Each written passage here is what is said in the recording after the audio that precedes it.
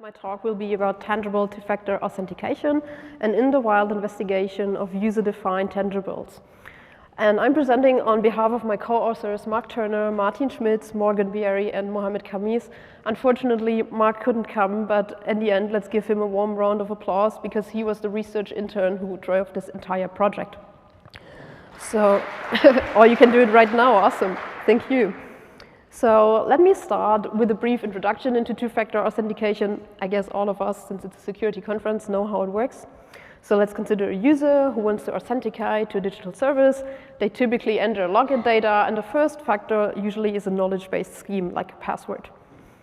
We all know there might be problems. There might be a virus on the computer. There might be something on the server. A password database might be leaked or hacked. So it is generally recommended to have a second factor. Most of the time it's ownership, and most of the time it's a one-time password that is generated somehow. So this can be one of these generators, or nowadays probably most of us have used our phones for that, right? So everyone probably has an app, or you've used your phone to get an email with a one-time password. And we have countless studies that show that these mechanisms generally work. There were many lab studies that showed that. But when we look at the user a little bit closer, we can find two main issues. The one thing is, when we look at these different additional devices, is we cannot customize it. They come in specific form factors, they come in specific sizes. And the second one is, even though we had these countless lab studies, some people have struggled with using it in their daily life. So it's sometimes challenging to have one of these devices available as part of a routine. And as an answer to these two issues, 3 years ago, we published a paper in Kai called 3D Auth, two-factor authentication with personalized 3D printed items. And in this paper, we took a closer look at this concept. So let me briefly summarize it. Let me show you how it works. We use a passive, tangible item for two-factor authentication. The ownership factor is based on a secret that is in the internal structure of the item. Then the user interacts with the item in a specific way, that is the knowledge-based factor, and that together forms an authentication pattern. So here you see a simplified interior of the item.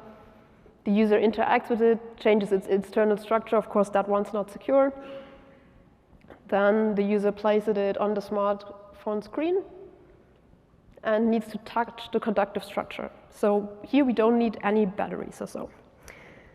Now I often get the question, so okay, how does it work? I didn't get it. So let's look at it again from the item's bottom. So we have a set of conductive dots. The first set that can be sensed by the touch screen is like the embedded secret. And by interacting with it, we activate a second subset, and together this is the authentication pattern. The resolution of this pattern is highly dependent on the specific smartphone device and on the capacitive matrix. But there are millions of patterns that we can, in theory, generate. But that looks kind of boring, right? So let me show you how a little bit more sophisticated items could look like. So that's the vision of 3D Auth. You could have some part of accessory that you like. We've also tried augmenting it with water. You can have your favorite animal in like this little cat. Or you can have it as part of a keyring. And yeah, they can play a melody for interaction. For those of you who wear glasses, we can also print the structure in your glasses frame. So now when you look at this, you might ask yourself a question we had. So what kind of 2FA tangibles do users wish to use? Which is our first research question. In a way, we have a theoretical design space here, very much like a password space. But all of us know that the real password space, based on user preferences, is much smaller. And this is something we wanted to know here in our first study. We did an online survey with 226 participants on Prolific. First, of course, we welcomed them to our study, asked for consent, like the typical procedure. Then we gave them a little introduction into how these 2FA tangibles work, what kind of interactions are possible, and made sure they understood the concept. This was followed by the core part of our study, which was a design pipeline. There, users were guided through a configuration process of their ideal authentication item. We asked them for different shapes, the size of the item, colors, interactions, and context. And after they designed their ideal item in the end, we gave them some additional questions and reimbursed them. In this study, we obtained quite a lot of results, but for the sake of this talk, let's just talk about the shapes. So you see, there is like a variety of different shapes that users liked, but they all fall into 3 different categories. The first one is like a standalone item. You see the cube on top. So this is an item that you can place on your desk. You could have it somewhere around you. The second category were like kind of connectable items, like a keychain, something I can wear, an earring or something. And finally, this little gap you can see were items that fit in the wallet. So it's a credit card shape or a coin. But in this category, users specifically mentioned that this is important for them, that they can somehow have it in their wallet. Based on these categories, we developed 1 prototype item for each. The first one was a connectable. This is very much similar to the item I showed you earlier to explain the 3D Auth concept. So it's a combination lock, and that can be connected to a keychain or one as a pendant. The second one is a cube, the top choice of the participants, and we made it like a little die.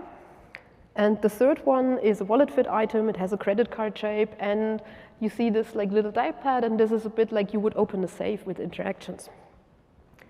So now that we had 3 items that are based on the preferences of users in our first study, we continued with our second research question, which was how do tangibles for 2FA perform in the users' daily lives? Remember, as I said earlier, this might be a little bit challenging because items have different form factors. For us, it was important to design something that hopefully is available for the users and that adds an additional layer of security because it's not the smartphone that is the single point of failure here. For this, we did an in-the-wild study with 15 participants after an in-the-wild trial with 3 participants. First, we had a little welcome interview with the consent and the setup. So either the participants came to our lab or we sent them the items via postal mail. Then they had the usage period over the course of a week. We triggered authentication attempts by notifications. This was heavily criticized, rightfully, by the reviewers. But here we wanted to make sure that users attempt to authenticate at least between 1 and 3 times a day. But they could snooze the authentication to later on if the timing was inconvenient. And whenever they did an authentication, whether it was successful or not, we had a post-interaction questionnaire to ask them, have you done the authentication, were there any kind of issues, and additional feedback. After the week, sorry, it's really cold in here and I feel like I caught a cold. Maybe some of you later on too. So after the week, we invited them again for a reflection interview that was online through Zoom to talk about the experience they had over the course of the week.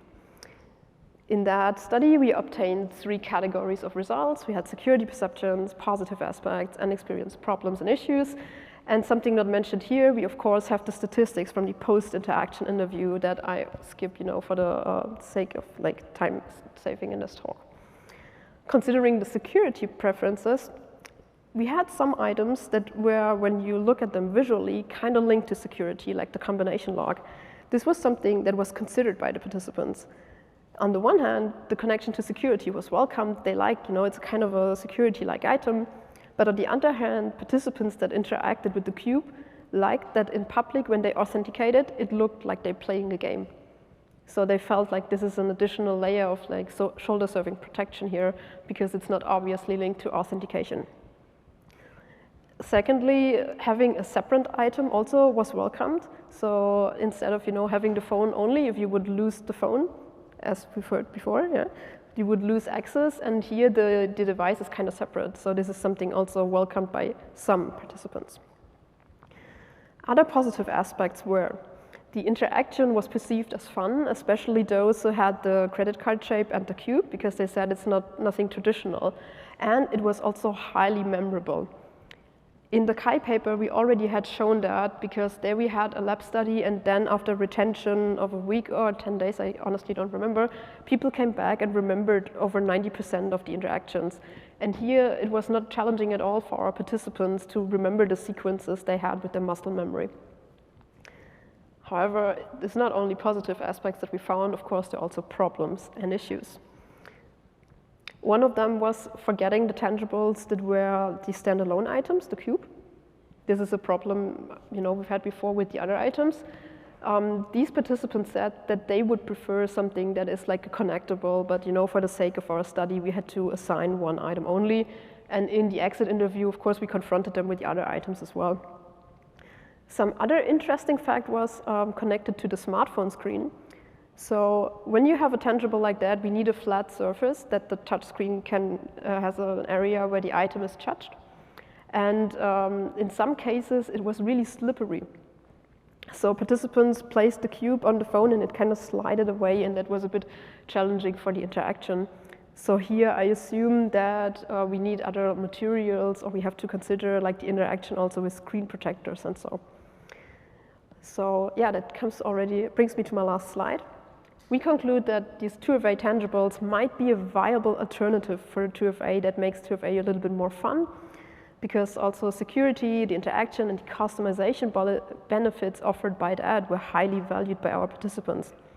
However, we need more investigation on form factors, materials, and of course, into security, because honestly, the items that we distributed in the study just simulated security. Now that I'm at the end of my talk, I also want to give you a little bit of advertisement for the other talks from my lab. So we are now at the 2FA study. Tomorrow we have a talk on privacy mental models on electronic health records, and on Friday we're going to talk about thermal attacks. And with that, I'm happy to take your questions.